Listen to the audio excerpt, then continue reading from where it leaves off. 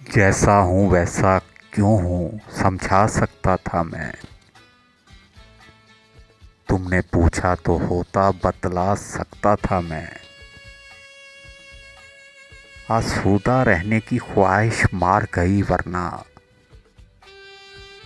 आगे और बहुत आगे तक जा सकता था मैं।